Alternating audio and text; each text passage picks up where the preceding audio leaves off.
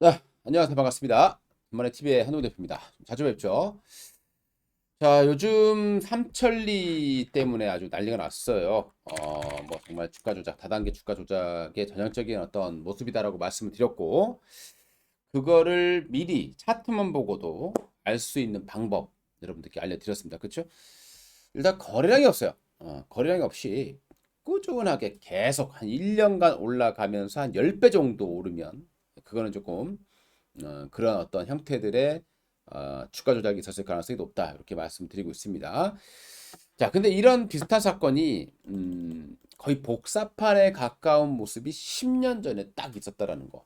여러분 아십니까? 그래서 오늘 그 종목이 무엇이었는지 그리고 지금 현재 주가는 어떻게 되고 있는지 그리고 재미있는 얘기 한번 또 읊어보도록 하겠습니다. 뭐 재미삼아 들어주셨으면 좋을 것 같습니다.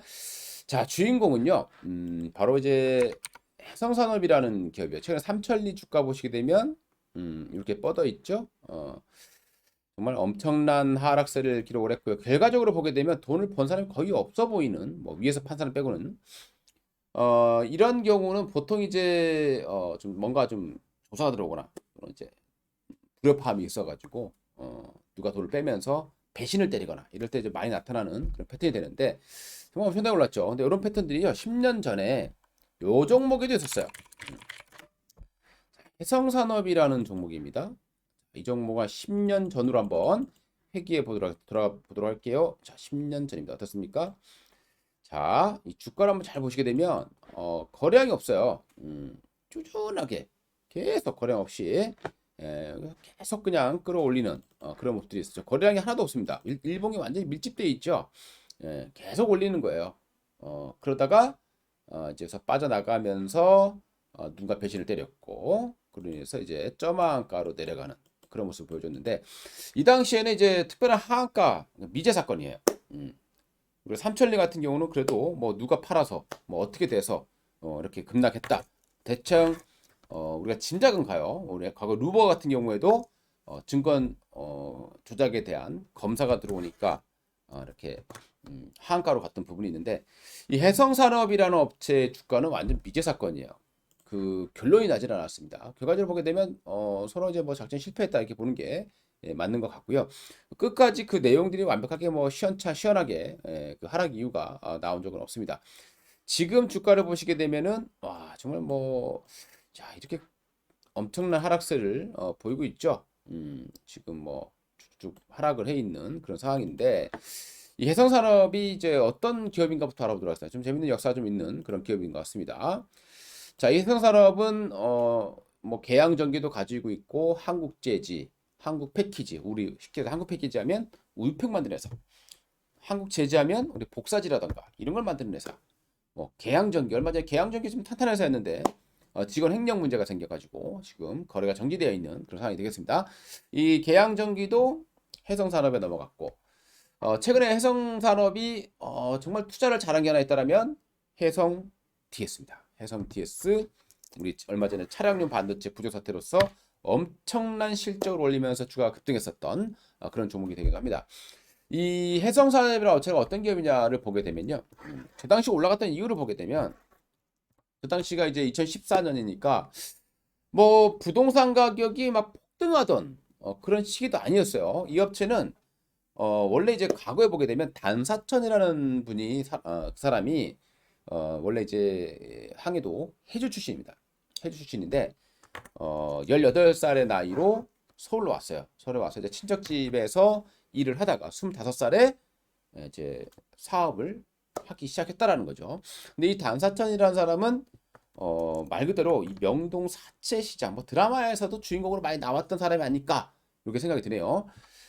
명동 사채 시장에서 말 그대로 쩐주로 불렸던 사람이에요. 그러니까 그 당시에 지금이 아니라 1960년대, 70년대 이 사이에 이 상태에 돈을 엄청나게 벌었겠죠. 그러니까 쩐주로 불렸던 사람입니다. 가장 우리 사채업 중에서도 가장 최상단에 있다고 보시면 될 것 같고 뭐 과거에 이병철 회장, 뭐 정주영 회장, 뭐 쉽게 해서 여기 돈을 다 빌렸었다. 뭐 이런 얘기들이 많이 있습니다. 그만큼 엄청난 이 정말 대한민국에서 그 당시에 최고의 이런 쩐주를 불렸던 사람 인물이었다 보시면 되겠고요. 지금은 이제 그 자손이 사업을 이어받아가고 있습니다.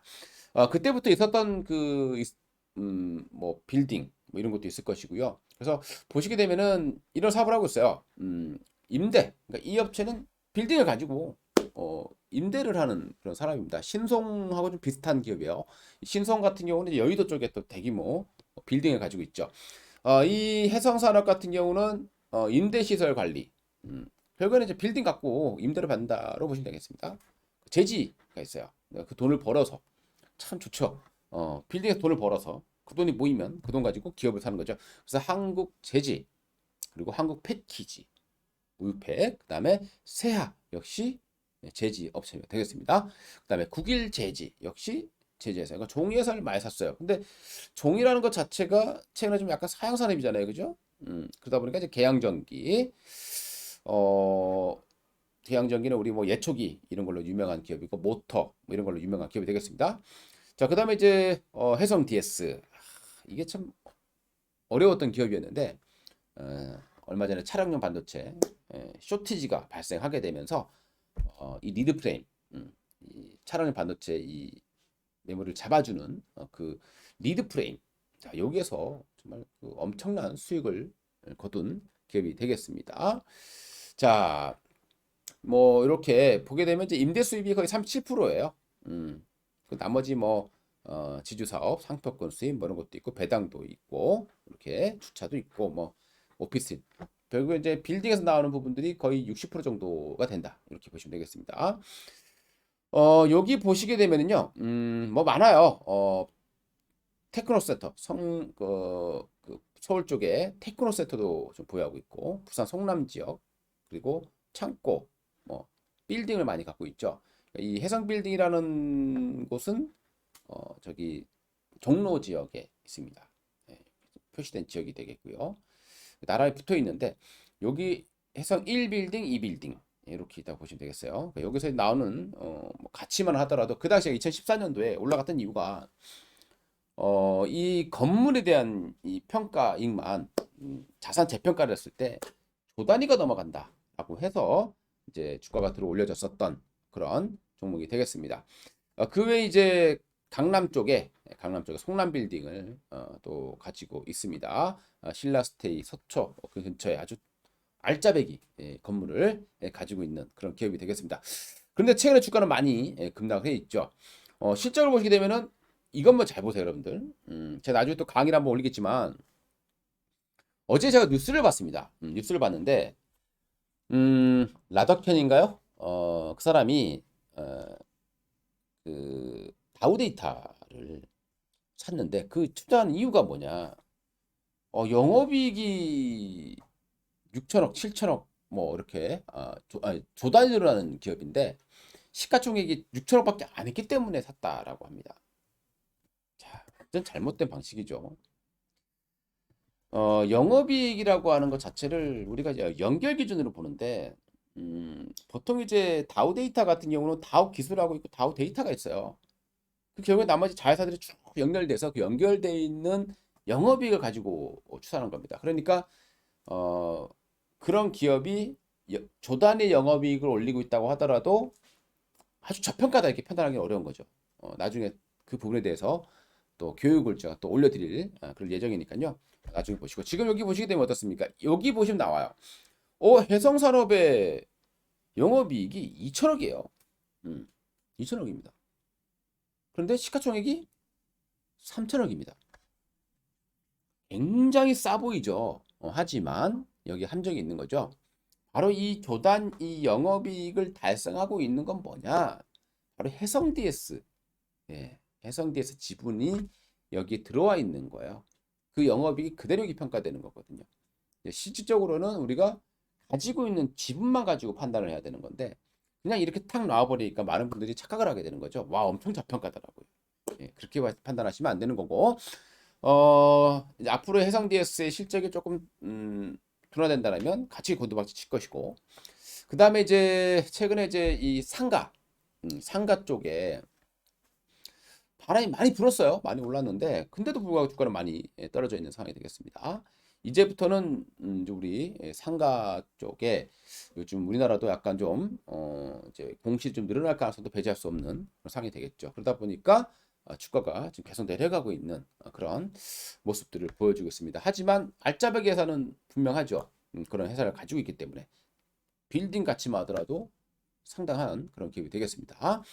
아무튼 오늘 이제 말씀드렸던 부분들은 해성 산업 그 어떻게 해서 그렇게 주가가 됐었는지 한번 알아봤는데 다시 한 번 말씀드리지만 이 거래량 없이 바닥에서 10배 이상 이렇게 올라온 종목들 보게 되면요. 거의 그렇게 되는 경우가 많이 있습니다. 떨어질 때는 좀 팔 기회를 안 주고 팔 기회라도 좀 다행인데 팔 기회를 제대로 주지 않으면서 이렇게 주가가 원상태로 돌아가기 때문에 이런 종목들은 좀 저런 자리에서 있는 종목들은 항상 조심하시고 저런 종목들은 불호할 필요가 없다. 저렇게 올라가서 버티고 있는 종목들은 불호할 필요가 없다. 괜히 불호하다가 나중에 이게 빠져나오지 못한 상황이 발생하게 되면 정말 너무나 힘든 그 상황이 발생하기 때문에 여러분들 이런 차트를 잘 보시면서 이런 게 이제 그 약간 다단계 시기였던 그런 매수가 좀 들어왔구나 이렇게 판단하시는 게 좋을 것 같고요. 향후에 서로 이제 뜻이 안 맞으면 엑시트가 시작이 되면 빠져나올 수 없을 그런 종목이구나 이렇게 판단하시면 좋을 것 같습니다. 오늘 뭐 이 해성 DS 과거 어떻게 커왔는지 또 그런 부분들을 좀 같이 치워봤고요. 재미삼아서 그냥 봐주셨으면 좋겠습니다. 감사합니다.